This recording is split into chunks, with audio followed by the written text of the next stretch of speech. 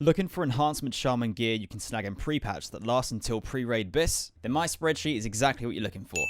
It covers all the PvP gear with the cost per item in honor points and marks, how long each item lasts on your way to 70, which items replace them, where to get them, and of course the total number for just armor, weapons, and everything combined. If you're unaware of the PvP system changes that pre-patch brings, I'll cover that with an extra little secret tip later in the video, and also if you're interested in an explanation of the spreadsheet, the color coding and that kind of stuff, that's also later in the video. But for now, let's crack on with the gear in pre-patch that can last you until Pre Raid BiS. Alright Enhanced Shamans, you've got a lot of items to cover, with half of them being 100% worth your time and the other half being up for debate, as it will all come down to how much you PvP in pre-patch and what you can afford. As usual, we'll go through from best to worst, so with that said, let's get to it. First up are the PvP weapons that will last you until 70, if not very close to it, when you replace them with 2 strong pre-BiS items from dungeons. Note that you can always opt for the cheap one-hand weapon Frostbite or its alliance equivalent if you want to spend resources elsewhere. The PvP cloak is incredibly cheap for honor cost and it will last through to 68, as does the PvP hand that are replaced with the surprisingly strong green quest reward item that ends up being your strongest pre-BiS gloves. Next up are the PvP boots that last until 67 or as late as 69, and the PvP wrists from Warsong Gulch follow suit, lasting until 67 if not 68. The wrists are incredibly cheap too, so it's definitely worth picking them up. And then we've got the PvP head that lasts through to 67, that also has an alternative item at 67 as well from the Shadow Moon Valley group questline. Next up are the 2 choices for PvP shoulders that are both replaced around level 66 with a drop from Old Hillsbrad. Alliance also have an exclusive quest reward at 67 for a replacement. And now we come to the last few items that I highly recommend you review yourself on the spreadsheet to determine if you should go for them. The PvP belt from Arathi Basin is incredibly cheap, and my research suggests that it can last all the way to 70, which I find a little too good to be true. My suspicion is the item can replace by a random drop, but for such a low buy-in, it might be worth the gamble. The PvP chest also lasts until level 70 when replaced with a Primal Strike from Leatherworking. I'm unable to find a competitive low-level item that challenges this from the Enhancement pre-BiS gear list, so this could end up being a gamble too, albeit an expensive one. And last on the list are PvP legs that should see you through to 65 when replaced with Cleft Tooth leggings, or as far as 67 until you can grab the Shatraf leggings from a dungeon quest.